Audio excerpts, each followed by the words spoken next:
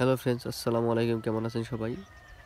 আমার এমবি এগ্রোর পক্ষ থেকে সকাল সকাল সবাইকে জানাই শুভ সকাল। এই যে দেখতেই পাচ্ছেন শিশির ভেজা সকাল, এলাকায় কি অবস্থা।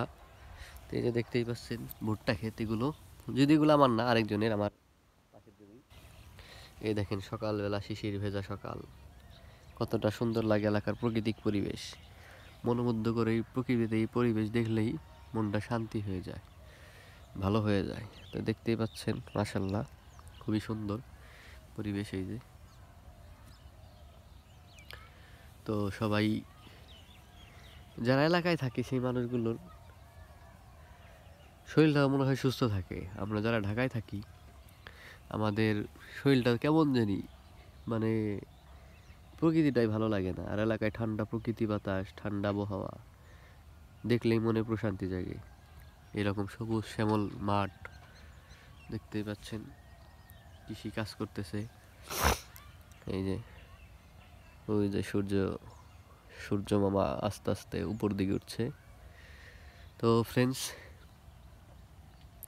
আমি যেসব কৃষি ভিডিও দিয়ে থাকি এই কারণেই আমার প্রকৃতি, এলাকার প্রকৃতিটা খুব ভালো লাগে, কৃষি অনেক ভালো লাগে, যার কারণে আমি সবসময় কৃষি ভিডিও দিই, এলাকার প্রকৃতি দেখাই আপনাদের। তো এই দেখতেই পাচ্ছেন, এই যেগুলো হলো মূলা শাক।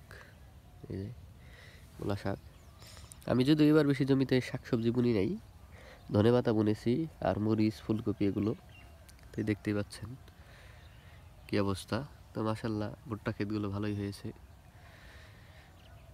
এবার এলাকায় মনে হয় ভুট্টার চাষাবাদটা একটু বাড়বে, কারণ ভুট্টার দাম ভালো, এমনকি ভুট্টা গাছের মানে গ্রোথ ভালো, চেহারা ভালো। মনে হয় ভুট্টার ফলনটা আলহামদুলিল্লাহ ভালো হবে।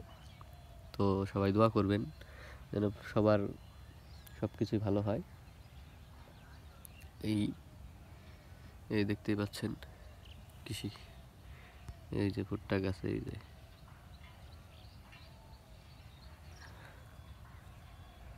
কি পরিমাণ ঘাস, এই ঘাসগুলো নিড়ানি দিতে হবে জমিতে। এই যে শিশির ভেজা প্রকৃতি, প্রকৃতি খুবই সুন্দর। প্রকৃতির ভালোবাসা যে পেয়েছে, প্রকৃতির ছোঁয়া যে পেয়েছে, সে কখনো প্রকৃতি ভুলতে পারবে না।